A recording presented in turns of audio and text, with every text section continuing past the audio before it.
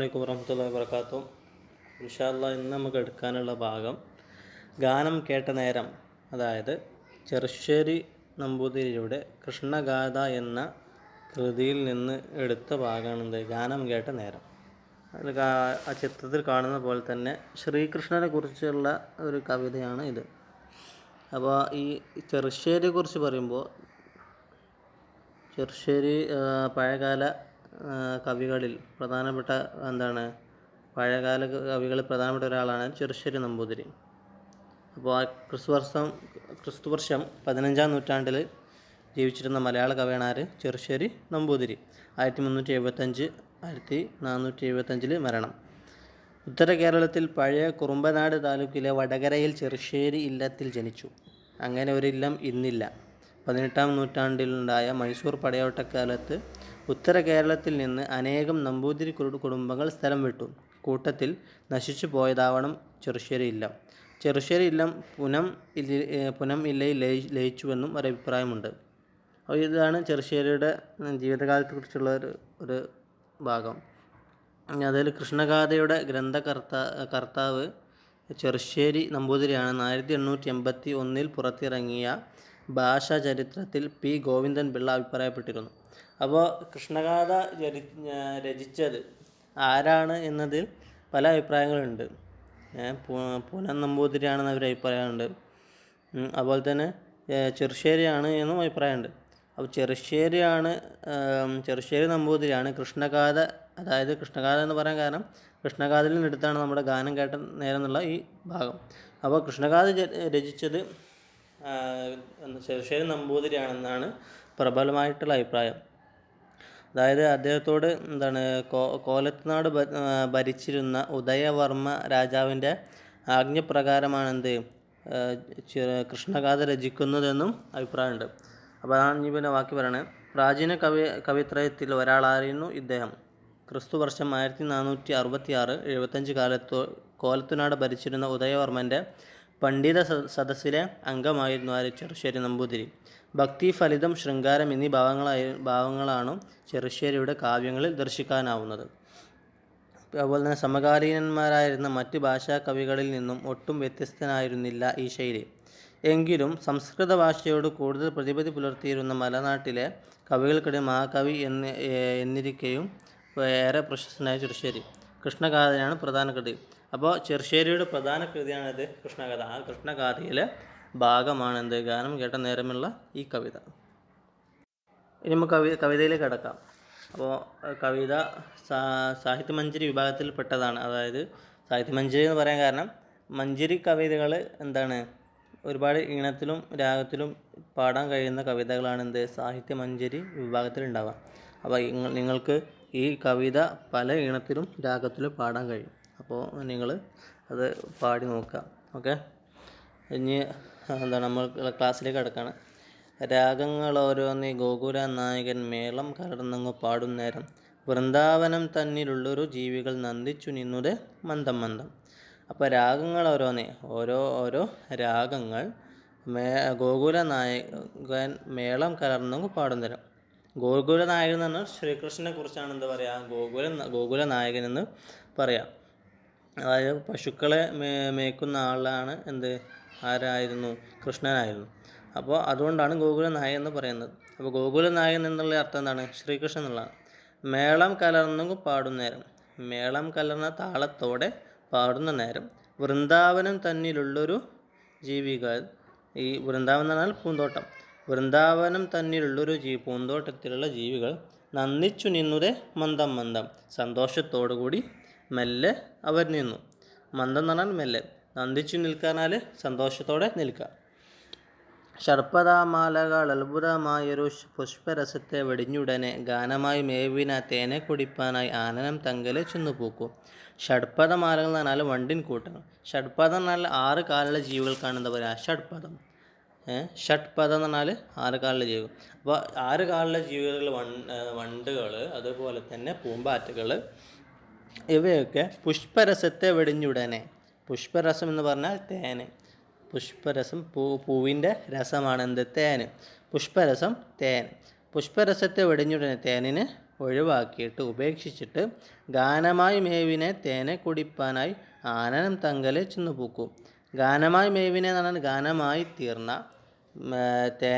ഗാനമായി മേവിനെ തേനെ കുടിപ്പാനായി, തേനിനെ കുടിക്കാനായി ആനനം തങ്കലെ, ആനനം എന്ന് പറഞ്ഞാൽ മുഖം, ആനനം എന്ന് പറഞ്ഞാൽ മുഖം, ആനനം തങ്കലെ ചെന്നു പൂക്കും. കൃഷ്ണൻ്റെ പൂ പോലത്തുള്ള മുഖത്തിൻ്റെ അടുത്തേക്ക് ആര് ചെന്നു? ഈ ഷഡ്പദമാലകൾ ചെന്നു.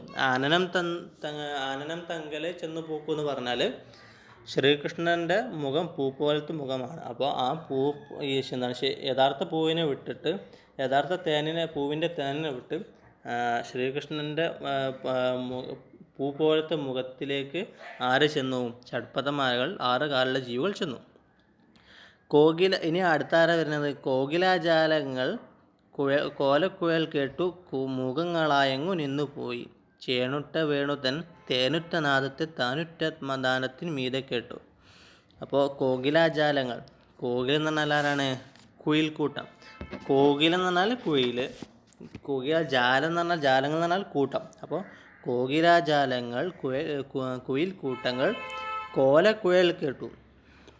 നമ്മുടെ ശ്രീകൃഷ്ണൻ്റെ കുയൽ വിളി കേട്ടിട്ട്, പുല്ലാങ്കുയലിൻ്റെ വിളി കേട്ടിട്ട്, കുയൽ വിളി കേട്ടിട്ട് മൂകങ്ങളായങ്ങു നിന്നു പോയി. മൂകം എന്ന് പറഞ്ഞാൽ നിശബ്ദമായിട്ട് ഒന്നും സംസാരിക്കാതെ കോകിലജാലങ്ങൾ, കുയിൽക്കൂട്ടങ്ങൾ നിന്നുപോയി.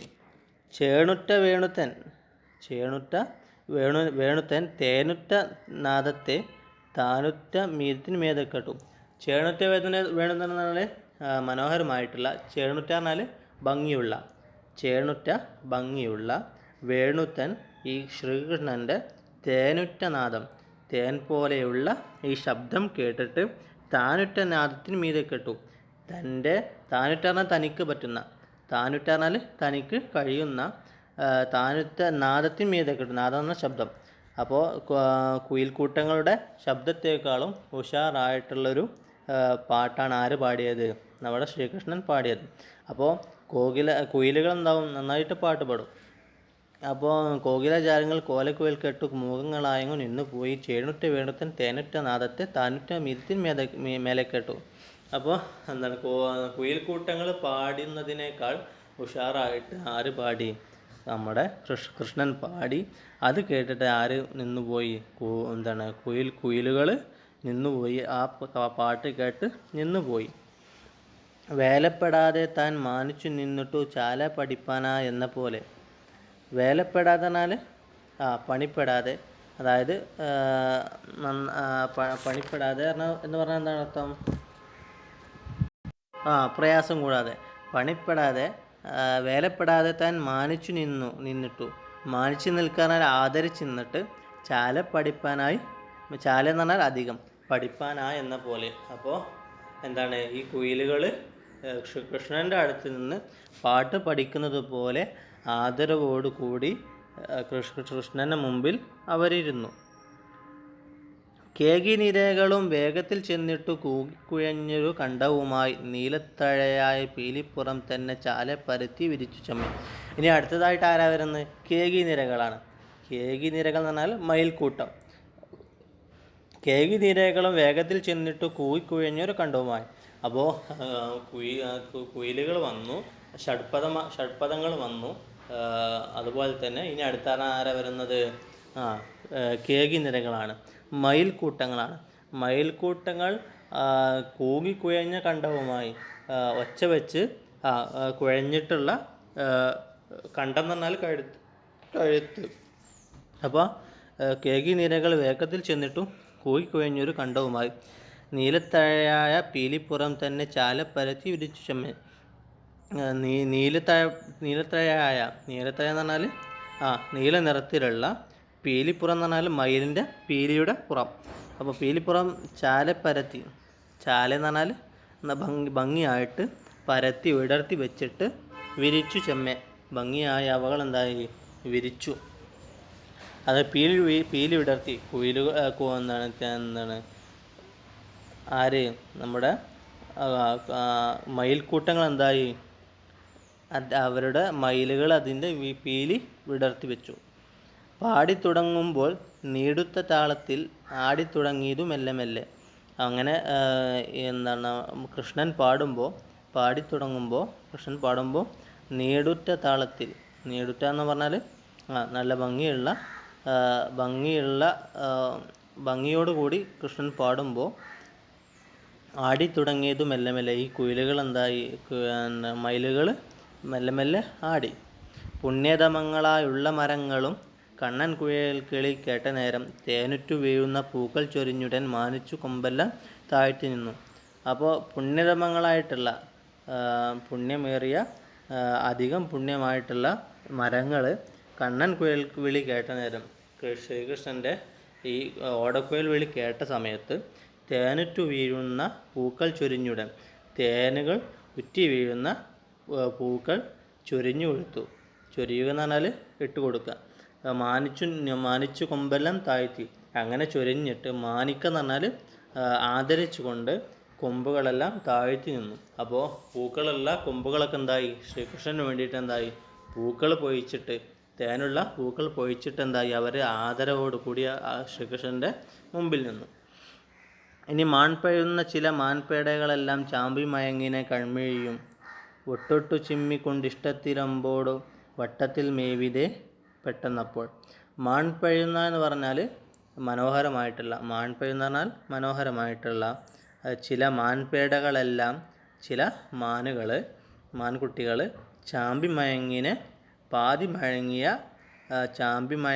കൺമിഴിയും പാതി മയങ്ങിയ കണ്ണുകളോടുകൂടെ ഒട്ടൊട്ടു ചിമ്മിക്കൊണ്ട് ഇഷ്ടത്തിലമ്പോടും. ഒട്ടൊട്ടു പറഞ്ഞാൽ അങ്ങനെ ഒരുപാട് കണ്ണിങ്ങനെ ചിമ്മിക്കൊണ്ട് ഇഷ്ടത്തോടു കൂടി കൊണ്ടിഷ്ടത്തിലമ്പോടും വട്ടത്തിൽ മേവിതെ പെട്ടെന്നപ്പോൾ. വട്ടത്തിൽ മേവുക എന്നാൽ വസിക്കുക. അപ്പോൾ വട്ടത്തിൽ എന്ന് പറഞ്ഞാൽ ശ്രീകൃഷ്ണൻ്റെ ചുറ്റും എന്തായി, മാൻപേടകൾ എന്തായി മെല്ലെ കണ്ണുകളൊക്കെ ചെറുതായിട്ട് അടച്ചിട്ടിങ്ങനെ മെല്ലെ മെല്ലെ അവർ വന്നു.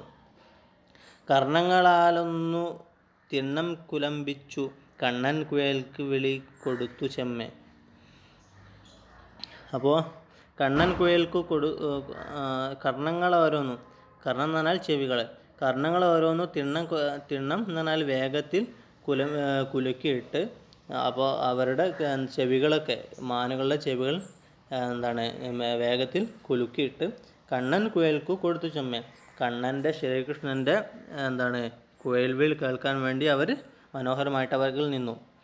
വായിക്കൊണ്ട പുല്ലെല്ലാം പാതി ചവച്ചങ്ങു വായിക്കുന്ന മെയ്യിലൊഴുക്കി നിന്നു. കൈതവ മറ്റു താൻ കൈ തുടർന്നു ചിലർ പൈതങ്ങളെയും മറന്നു ചെമ്മേ. അപ്പോൾ വായിക്കൊണ്ട പുല്ലെല്ലാം, വായിൽ കൊണ്ടിട്ടുള്ള പുല്ലുകളെല്ലാം പാതി കുറച്ച് ചവച്ചിട്ട് വായിക്കുന്ന മെയ്യിലൊഴുക്കി നിന്നു. വായിക്കുന്ന മെയ്യിൽ എന്ന് പറഞ്ഞാൽ മെയ്യിലെമ്പാട് ശരീരത്തിൽ മുഴുവനായിട്ട് എന്തായി അവൾ ഒഴുക്കി. അതായത് കുറച്ച് തിന്നിട്ട് ബാക്കി ഒഴിവാക്കി വിടുക, ശരീരത്തിലൂടെയൊക്കെ ഒലിപ്പിച്ച് ഇടുക. അതിനാണ് വായിക്കുന്ന മെയ്യിലൊഴുക്കി നിന്നു. കൈതവ മറ്റു താൻ കൈ തുടർന്നു ചിലർ. കൈതവം എന്ന് പറഞ്ഞാൽ, അപ്പോൾ കൈതവ മറ്റു താൻ കൈ തുടർന്നു ചിലർ പൈതങ്ങളെയും മറന്നു ചെമ്മേ. ഈ കൈതവം എന്ന് പറഞ്ഞാൽ കളവ്. അപ്പോൾ കള്ളമില്ലാത്ത, കൈതവ മറ്റു പറഞ്ഞാൽ കള്ളം ഇല്ലാത്ത ഈ പാട്ട് കേട്ടിട്ട് പൈതങ്ങളെയും മറന്നു ചെമ്മേ. ഈ മാനുകൾ കുട്ടികളെയും മറന്നു പോയിട്ട് ഈ ശ്രീകൃഷ്ണൻ്റെ പാട്ട് കേൾക്കാനായിട്ട് അവർ വന്നു. ചിത്രത്തിൽ ചേർത്തു ചമച്ച കണക്കയെ നിശ്ചലമായൊരു മെയ്യുമായി തേനുറ്റ ഗാനത്തെ കേട്ടു തുടങ്ങിയത ആനന്ദബാഷ്പമൊഴുക്കിമല്ലേ. അപ്പോൾ ചിത്രത്തിൽ ചേർത്തു ചമച്ച കണക്കിനെ, അതായത് ചിത്രത്തിലുള്ള പോലെ ഇവരൊക്കെ നിന്നുപോയി. ഒരു ചിത്രത്തിൽ എങ്ങനെയാണോ നിശ്ചലമായിട്ട് ചിത്രങ്ങൾ നിൽക്കുന്നത്, അതുപോലെ ഈ കിളികളും മൃഗങ്ങളും അവിടെ മാനുകളൊക്കെ അവിടെ നിന്നുപോയി. ചിത്രത്തിൽ ചേർത്തു ചമച്ച കണക്കിനെ നിശ്ചലമായൊരു മെയ്യുമായി. മെയ്യ് എന്നാൽ ശരീരം. അപ്പോൾ നിശ്ചലമായിട്ടുള്ള ശരീരത്തോടുകൂടി അവർ നിന്നു. തേനുറ്റ ഗാനത്തെ കേട്ടു തുടങ്ങിയതാ ആനന്ദ ബാഷ്പമൊഴുക്കിയുമല്ലേ. ഈ തേന് പോലെയുള്ള ഈ ഗാനം കേട്ടിട്ട് ആനന്ദബാഷ്പവും സന്തോഷത്തോടുള്ള കണ്ണുനീര് അവർ മെല്ലെ മെല്ലെ ഒഴുക്കി. മുല്ല തുടങ്ങിന വള്ളികളോരോന്നേ വല്ലവി വല്ലഭൻ പാടുന്നേരം മെല്ലെന്നിറങ്ങി മരങ്ങളിൽ നിന്നങ്ങു പല്ലവമാണ്ടു തൻ മുന്നിൽ ചെന്നു. ഈ മുല്ല തുടങ്ങിന വല്ലികളോരോന്നേ, മുല്ല പോലെയുള്ള ഓരോ പൂവല്ലികളും ഓരോ പൂക്കളും വല്ലവി വല്ലഭൻ പാടുന്നുണ്ട്. വല്ലവി വല്ലഭൻ എന്ന് പറഞ്ഞാൽ ശ്രീകൃഷ്ണനെ കുറിച്ച് പറയുന്നതാണെന്ത് വല്ലവി വല്ലഭൻ. അതുപോലെ തന്നെ ഗോകുലനായകനൊക്കെ ശ്രീകൃഷ്ണനെ കുറിച്ച് പറയുന്നതാണ് ഗോകുലനായകൻ, വല്ലവി വല്ലഭൻ എന്നൊക്കെയുള്ളത്. അപ്പോൾ മുല്ല പോലെയുള്ള ഈ ഓരോ പൂക്കളും വല്ലവി വല്ലഭൻ പാടുന്നേരം ഈ ശ്രീകൃഷ്ണൻ പാടുന്ന സമയത്ത് മെല്ലെന്നിറങ്ങി മരങ്ങളിൽ നിന്നങ്ങു മരത്തിൽ നിന്ന് മെല്ലെ ഭൂമിയിലേക്ക് ഇറങ്ങി പല്ലവമാണ്ടു തൻ മുന്നിൽ ചെന്നു. പല്ലവമാണ്ട് പറഞ്ഞാൽ തളിരുമായിട്ട് ഈ പൂക്കളുമായിട്ട് എന്താണ് ശ്രീകൃഷ്ണൻ്റെ മുന്നിൽ ചെന്നു. അപ്പോൾ ഇതാണ് നമ്മുടെ കവിത. അപ്പോൾ ഒന്ന് ശ്രീകൃഷ്ണൻ്റെ പാട്ട് കേട്ടിട്ട് ഓരോ ജീവികളും ഷഡ്പദമാലകളും അതുപോലെ തന്നെ കേകീനിരകളും കോകിലങ്ങളും മയിലുകളും കുയിലുകളും മാനുകളും അതുപോലെ തന്നെ പൂക്കളുമൊക്കെ ശ്രീകൃഷ്ണൻ്റെ മുമ്പിൽ ചെന്ന് നിൽക്കുന്ന ഒരു ഭാഗമാണ് ഈ കവിതയിൽ പ്രതിപാദിക്കുന്നത്. ഇനി ഇൻഷാ അല്ലാഹ് ബാക്കി ചോദ്യോത്തരങ്ങൾ വായിക്കാൻ കണ്ടെത്താനുള്ള ചോദ്യോത്തരങ്ങൾ എല്ലാവരും എഴുതുക. ഗാനം മുഴങ്ങുന്നത് എവിടെയാണ്? ഗായകൻ ആര്? കേൾവിക്കാർ ആരെല്ലാം? ഇതാണ് ഒന്നാമത്തെ ചോദ്യം. രണ്ടാമത്തത് ഗാനം കേട്ടവരുടെ പ്രതികരണം എന്തായിരുന്നു?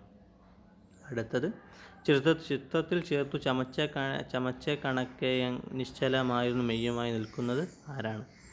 ദൃശ്യമായി അനുഭവപ്പെടുന്ന മറ്റേതൊക്കെ ഭാഗങ്ങൾ കാവ്യഭാഗത്ത് നിന്ന് കണ്ടെത്താം? വിശദീകരിക്കും. അപ്പോൾ ഇത്തരം ചോദ്യങ്ങളുടെ ക്വസ്റ്റ്യന് ആൻസറുകൾ നിങ്ങൾ എഴുതാം ഇൻഷാ അല്ലാഹ്. അസ്സലാമു അലൈക്കും വറഹ്മത്തുള്ളാഹി.